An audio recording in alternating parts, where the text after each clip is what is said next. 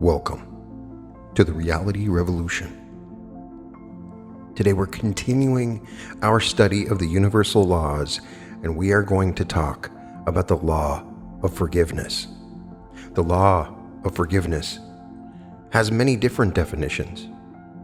One of the primary ones is that as you forgive others, you will be forgiven. It states that you will not be forgiven for your transgressions unless you were willing to forgive others for their transgressions. Now, I have found these universal laws to be very, very important in my practice of reality creation. I am now beginning to see the big picture, the program that I am within. These laws are always working within the simulation. The universe is clearly governed by laws. The simulation is governed by laws. Obedience to the law preserves life. Disobedience to these laws may lead to our destruction. So 3 things you need to know about the laws of the universe. First of all laws of the universe were created by the Creator. The Creator is consistent. He does not change, nor does he waver. The second is, all laws of the universe do not play favorites. These laws apply equally to all, rich or poor, young or old, every skin color, all nations, super athletes, homeless, kings. And the third is, all laws of the universe have a cause and an effect. What you sow, you shall also reap. One of the most obvious laws is the law of gravity. What goes up must come down. And we have talked about the law of compensation, the law of non-resistance, the law of substitution, the law of attraction, the law of receiving, and the law of success. I've done entire episodes based on other amazing authors' work on these laws, such as Stuart Wilde, and the integral laws of prosperity from Catherine Ponder. The more that I read these laws, talk about them, meditate on them, and attempt to apply them in my life, I find a greater awareness of my reality, my ability to create realities, and everything becomes so much easier when you go with the flow of these universal laws. Let me just ask you, wouldn't it be beautiful if we could finally forgive ourselves and others for the burdens of perceived wrongs, guilt, judgment, shame, slights, humiliation, or sense of depriving of what we thought was lawfully ours? Imagine how light our soul would be. Forgive ourselves to be able to receive love from others. Forgive others to be able to give more love to them. With forgiveness, we tell others that we no longer hold ourselves or them guilty. We pardon, absolve, condone, and overlook everything that is stopping us from loving ourselves and others more. We in effect join hands with the culprit or the tormentor in a journey of self-transformation. We become our own life coach. All great teachers invite us to be generous in forgiving ourselves. First, for the sins or mistakes made. To err is human, and to forgive is divine. It is only by forgiving each other for the vagaries of wars that nations will one day no longer go to war.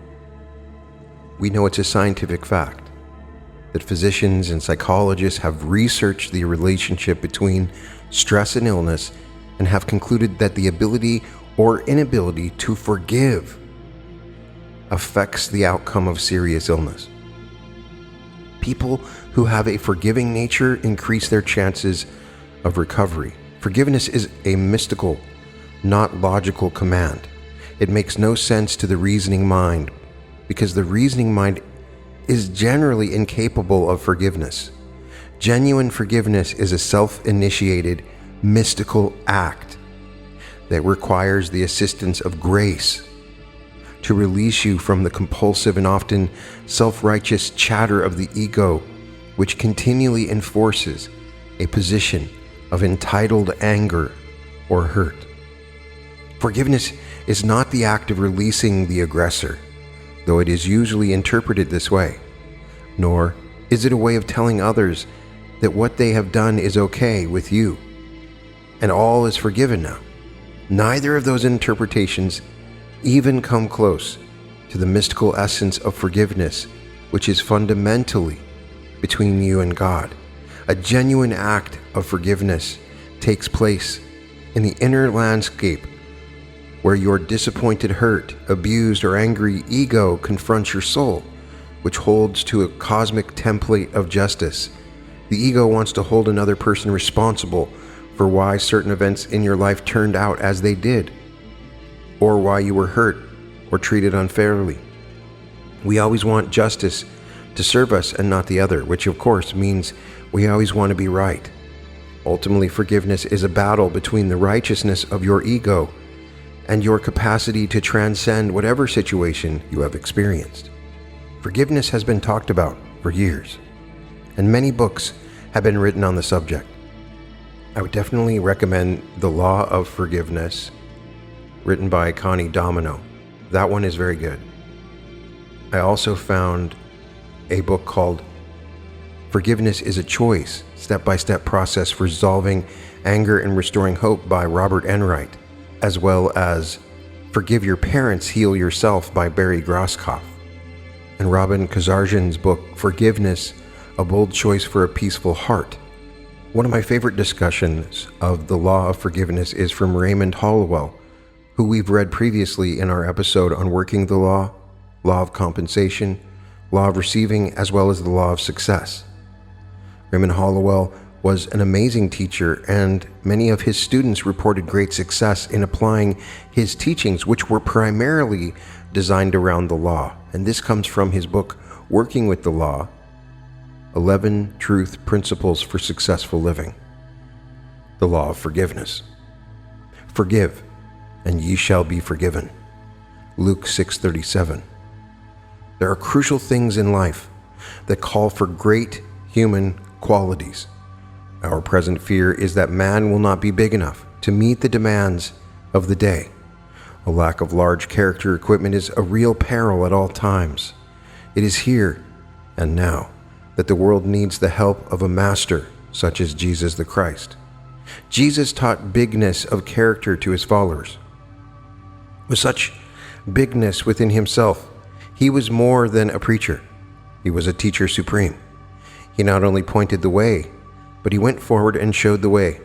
In the hours of great stress, he showed himself mightier than Pilate, the governor of all Judea, or Caiaphas, the high priest and head of the church, or any and all of the accusing scribes and Pharisees.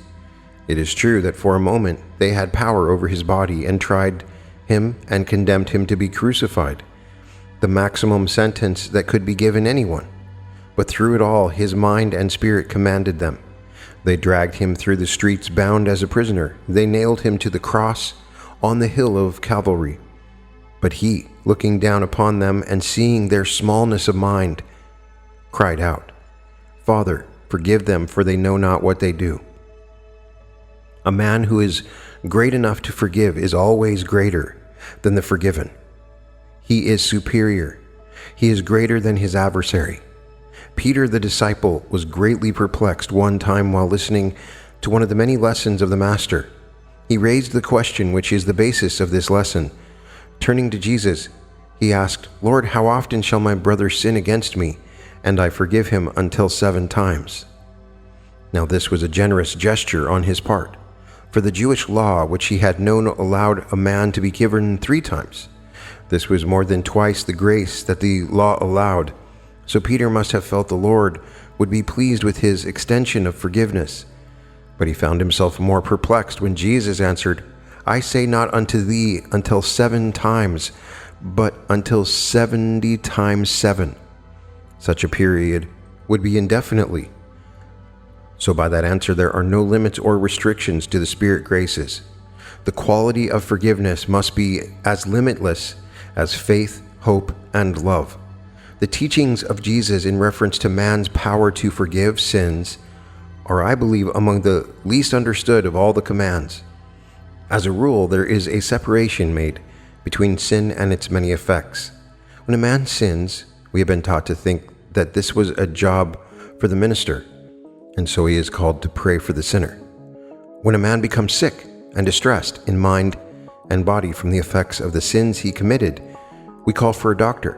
The doctor in turn endeavors to treat or repair the body and arrest the suffering.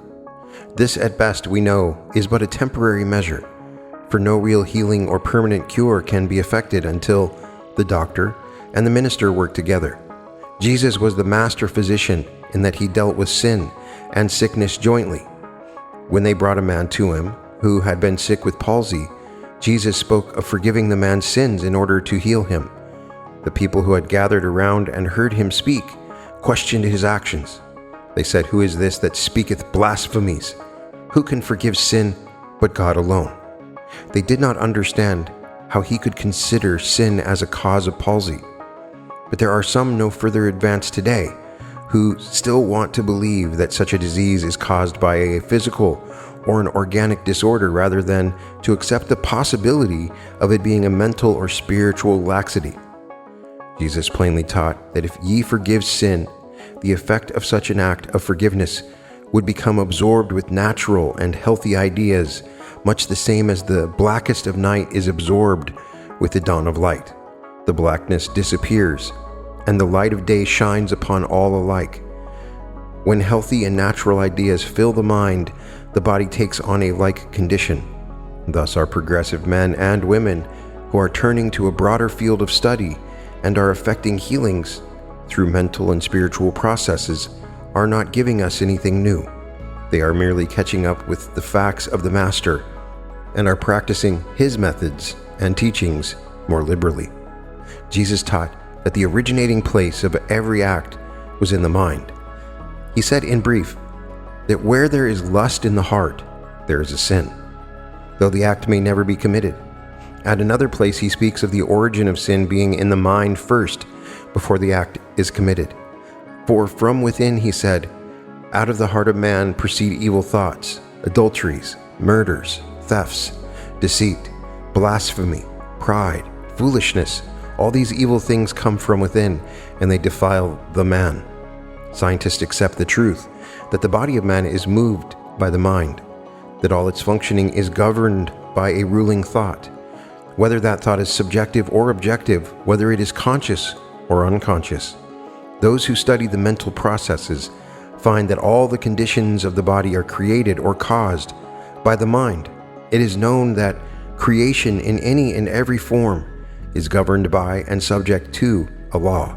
Hence, when one misuses, inverts, or violates a law, this mistake is called a sin. A sin is a mistake, a misunderstanding, and a misjudgment. A mistake is falling short of or disobeying the law, whether that law be mechanical or spiritual. Correction is the only method of adjustment or of appeasing the law. Thus, repentance and forgiveness are the only means available to alter and correct the mistake. They are the only means of liberating man from suffering the painful consequences of a mistake. They are the only means that will enable him to become in accord or in harmony with the law. Forgiveness of sin means that we must forgive, forsake, and forget that thought or person or condition which prompted the sin. It means to abandon or let go of the thing you ought not to do. To abandon or release the wrong thoughts or idea is to be absolved and liberated from its sinful effects. Forgiveness is the first requirement which permits man to be in harmony with the law of his being. Who can tell what the law is, we may ask. Anyone who studies man as both a mental and a physical being can know the law. If he were to try to learn the law by studying the physical actions or the results of the sin alone, it would lead to nowhere. It would be running around in circles, and that would be useless and futile. If he will go deeper and study the causes and that which prompted the sin, he will get results. He must analyze the case and search for some harbored, hidden, and forgotten shock or condition that would have caused the illness. Then, unless this harbored thought is uprooted from the unconscious mind or memory, this condition will continue to appear again and again in spite of all the surface remedies that may be applied to arrest the pain. Like weeds in your garden, if you go about and cut them off each time they appear before your eyes. They may be cut off for a time, but because they were not pulled out root and all, they will sprout again, Weeds must be pulled out completely to be destroyed and permanently removed. A noted physician, talking before a group of other medical men on this very subject of thought being the source of disease, was recorded as having said in his concluding remarks, "Abnormal tumors and cancers are due to a long period of suppressed grief and anxiety." Another way of saying this is that such diseases are due to a lot of sinful thoughts getting bottled up and suppressed within our minds. If this state is so destroying, it might be wise for us to probe into our own selves and note the effect our emotions have upon the physical organism. Then let us seek by every means at our command to overcome, abandon, and forsake every emotional tug that has a debilitating and disturbing effect. Another leading psychiatrist has said, most of the cases of mental disorder of a functional type are due to a sense of guilt. There are some harbored and congested thoughts that need forgiveness. Usually a sick mind fears to release them or to forgive them. This is natural, for if they were able to release and forgive the fearful thoughts, they would no longer be sick-minded. Professor Gates of the Psychological Laboratory of Washington, D.C., in an experiment testing the emotions and the reactions of the body, found some interesting results. He found some 40 bad emotions and many more that were good. Of all the bad emotions, he said the reaction of guilt was the worst. This deduction was gained by a chemical analysis of the perspiration taken from the body. A small quantity of perspiration was taken from each emotional reaction and tested. The bad emotion showed a strong acid test. Now, if you put some acid on your flesh, you know what will happen. The acid will burn. And if allowed to continue to burn, it will prove painful and destroy the very tissue of your flesh. It is such a chemical reaction that is affecting the tissue and organism of the body when these destroying thoughts are allowed to harbor within and generate poison which weakens and eventually destroys the body. A wise physician one day had a caller who, as he had put it, had gone the round of the doctors and sanitariums, but with it all was as yet not healed. In fact, he was growing worse, and in addition to the original malady, he had an increasing condition of melancholia and with suicidal tendency. The physician, knowing that he had gone the rounds and had had medical care, decided to approach the case from a mental angle.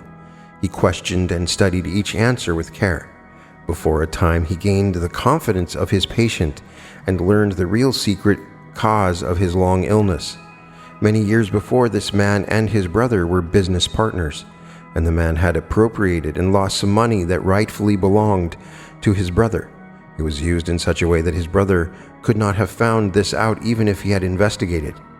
They later severed business connections and he retired from that work. But as he put it, he could never forgive himself for taking the money. He wanted to return it, but could not do so without the brother learning the truth.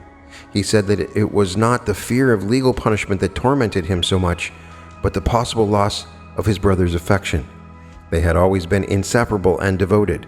It was for this reason that he feared to confess his guilt and make amends in whatever way he could. The physician explained that the thing to do was to relieve this hidden pressure. The only way to do it was to call on his brother and make a clean breast of the whole affair.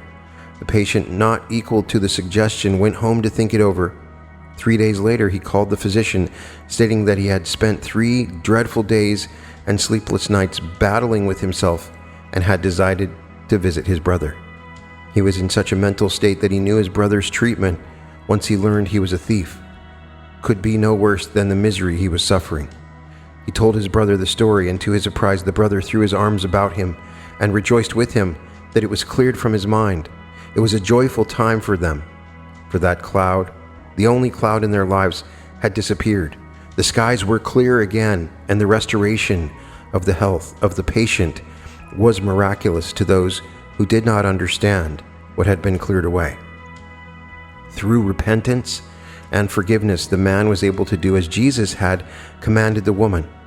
He was called upon to judge, "Go thy way and sin no more." The rooted sorrow had been plucked from his memory. His mind was free to think on healthy, happy, and joyful thoughts. This allowed his body to be quickly healed. To some, it may have seemed like a miracle, but not at all. It was a natural law operating in a natural, unrestricted way. Facing such indisputable facts, we can understand more fully why Jesus so often spoke of forgiving sin.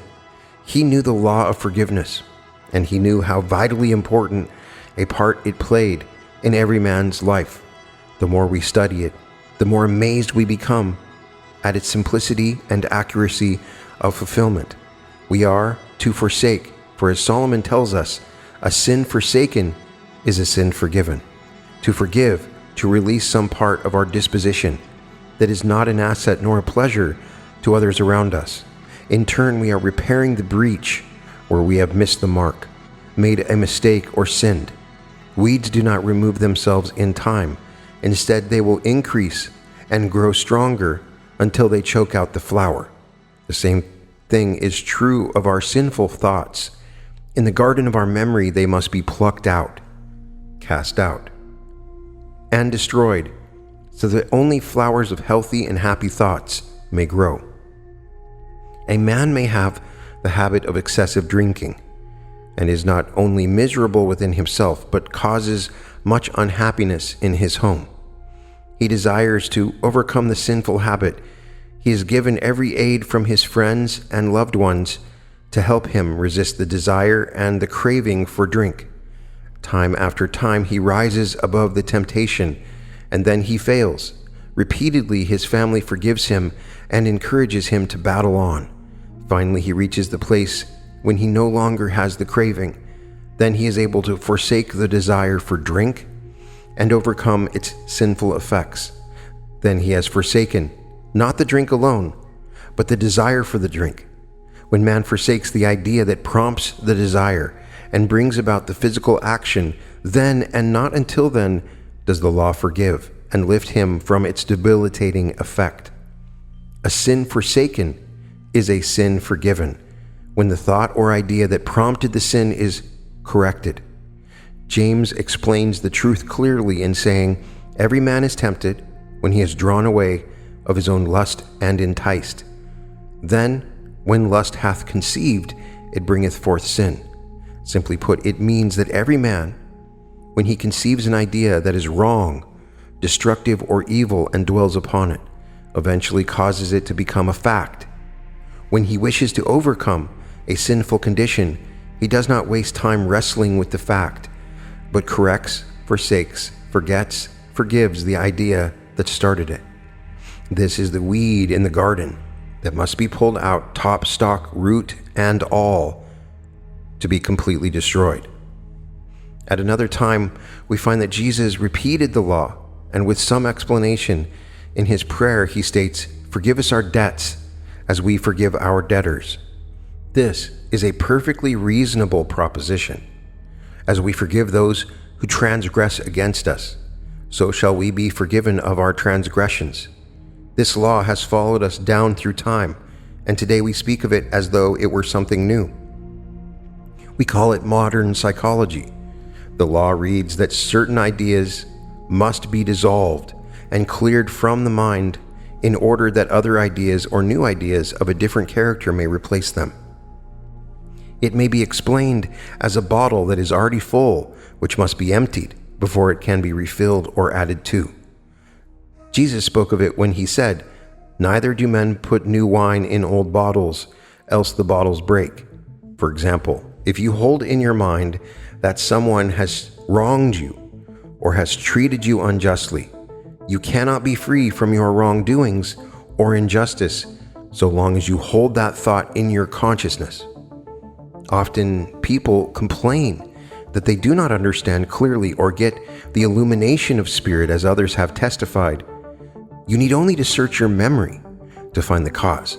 If you do not get the understanding you expect, first search your mind for lurking, unforgiving thoughts that have been tucked away from your notice. Is your thought realm filled with the resentment that you may hold against some person or condition? Have you a feeling that you have been slighted by this person or that one? The law reads, "If ye forgive not their trespasses, neither will your Father forgive your trespasses." We make the conditions for ourselves as we meet the demands of the law. Some people ask if we believe in canceling monetary obligations of those who owe us, Or literally, should we cancel the debts of our debtors? There were a number of people in the past months who have made the front page in the newspaper because they wrote off their books with receipts in full to all who owed them. Did this eliminate the debts? Well, the debtors were loud in their praises for such a generous soul, but they came right back to do more business with the grocer or the butcher and ask them to charge it. In other words, they were glad to be relieved of the debt charged against them, but they knew no different than to return and open a new account. The answer is that so long as we believe in the necessity and reality of debt, such debt will continue to endure. So long as we believe in debts, we shall get into debt and continue to collect all the burdens and headaches that come with them. He who does not in his own thought release all men who owe him stands liable himself to fall into debt. If we send receipted bills to all who owe us, would that relieve us from the burden of debt? No. The signing of the receipt does not erase the idea of debt from our minds. First, we must erase from our minds the thought that anyone can owe us anything. This then will bring us into a clear atmosphere in which we sow seeds or ideas of abundance for those who are indebted to us. In this way, the debtors will find their minds more fertile soil to bring forth thoughts of abundance. When they catch the spirit of the free-flowing thought of plenty, they will be happy to pay their debts, and all that is justly ours will come to us cheerfully. In other words, when we free our minds from all thoughts of debt and try to realize more and more of the presence of plenty, we shall soon be strong enough to reach out and realize abundance for our debtors. As they are lifted up from the thoughts of limitation and lack, they will attract more and more substance with which they can pay their bills. In this way, and only in this way, can debts be permanently canceled. Through applying the law of forgiveness, both parties concerned will be lifted from a debt consciousness to a prosperous consciousness, and prosperity and plenty shall abound. Everyone must at some time walk the path of forgiveness. We must learn to live this law. It must be important, for the Master taught there was no hope of forgiveness for the unforgiving. Only as we forgive are we forgiven. We must put forth the first effort. Our willingness must open the way for our forgiveness. We dare not ask more of the law than we are able to extend to ourselves or to our brothers. Unless we prove this law by living it, we cannot hope to gain the bigness of character that life requires. As we ponder over this whole thought, we may wonder if the Master was looking forward to the essential part forgiveness must play in the order of the world events of today. The truth runs deep into everyday life. When we recall the rivalries that prevail in almost every shop and office, when we see the jealousies that divide the neighborhood, when we observe and feel the envies, both scholastic and professional, when we have strife and discord in our own homes, when we see the solemn, though simple teachings of forgiveness strike deeply into your life and mine, if we cannot forgive, we may know we have a small soul untouched by the teachings of the Master. These are our daily tests, for it is in the school of forgiveness that the lessons of life are learned. That slight misdeed of yesterday, why should it mar today? The thing he said, the thing you did, have long since passed away. For yesterday was but a trial, today you will succeed, and from mistakes of yesterday will come some noble deed. Forgive yourself for thoughtlessness, do not condemn the past, for it is gone with its mistakes, their memory cannot last. Forget the failures and misdeeds, from such experience rise. Why shouldn't you let your head be bowed? Lift up your heart and eyes. Selected. So Hollowell's teaching is very simple. You can only be forgiven if you can begin to forgive yourself. So the question is, who should you forgive? You should forgive everyone you can remember, living or deceased, from the sandbox right through today. Then say an additional forgiveness affirmation for anyone you may have forgotten.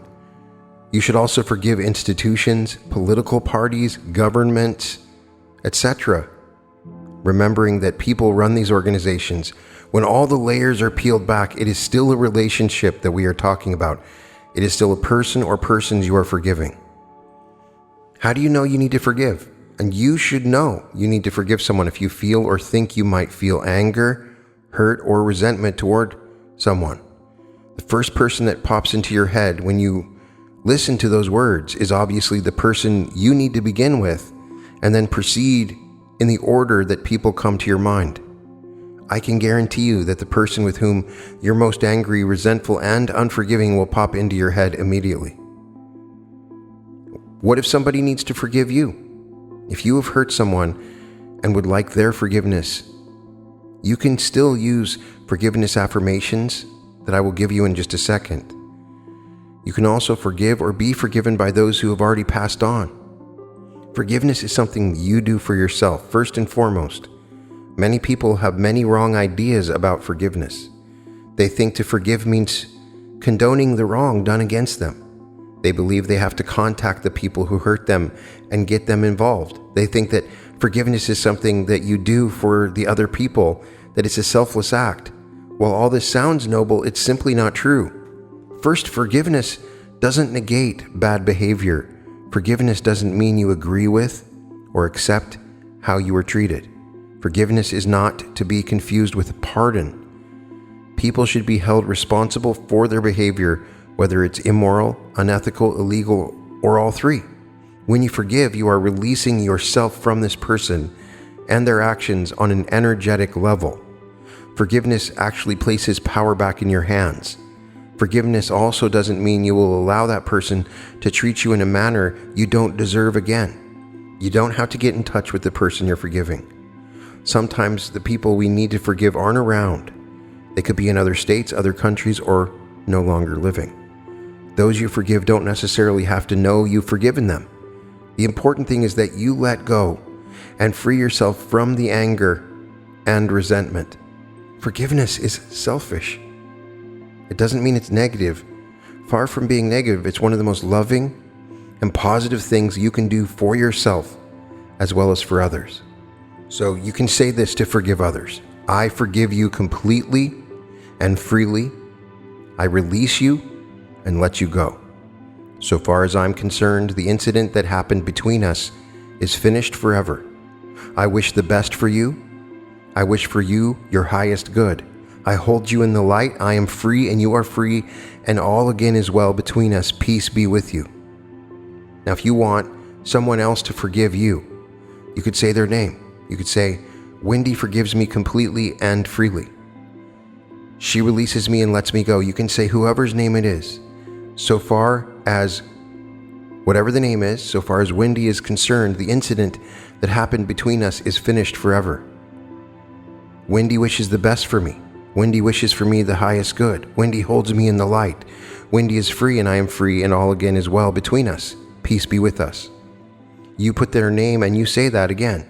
If you want to forgive yourself, you say this. You say, I forgive myself completely and freely.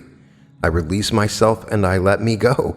So far as I'm concerned, the incident that happened is finished forever. I wish the best for me. I wish for myself the highest good. I hold myself in the light. I am free, and all again is well with me. Peace be with me. That's all you got to say. It's not hard. Catherine Ponder in The Dynamic Laws of Prosperity suggests that you practice forgiveness every day. She says, sit for half an hour every day and mentally forgive everyone that you are out of harmony with, feel badly toward, or are concerned about. If you accused any of injustice, if you have discussed anyone unkindly, if you have criticized or gossiped about anyone, if you are legally involved with anyone, mentally ask their forgiveness. Subconsciously, they will respond. In like manner, if you have accused yourself of failure or mistake, forgive yourself. Forgiveness can form a vacuum that will undam your prosperity and success. People have reported results from saying the forgiveness affirmations in as little as 5 minutes. Maybe it takes a couple hours, a couple weeks, or a month, but if you continue to forgive yourself, You can try the Ho'oponopono technique, which I have an 8-hour, a 3-hour, and a 30-minute meditation. And we say, I love you, I'm sorry, please forgive me, and thank you. Repeating that over and over. There's a sort of deep forgiveness that comes within for all around you and yourself. I still have to work on this. But the thing about it in my life, there's some people that truly forgave me for some terrible things that I did. These things haunted me. I hated myself. I couldn't let it go. I couldn't forgive myself. I struggled with it. I got sick. And these people, they forgave me. And they saved my life. And I wouldn't be able to do this podcast if they had not done that simple thing. The power of forgiving someone is incomprehensible. And you can forgive and be forgiven. And it will change your life in so many ways. This is the law of forgiveness. You can find all episodes of The Reality Revolution at therealityrevolution.com. And welcome to The Reality Revolution.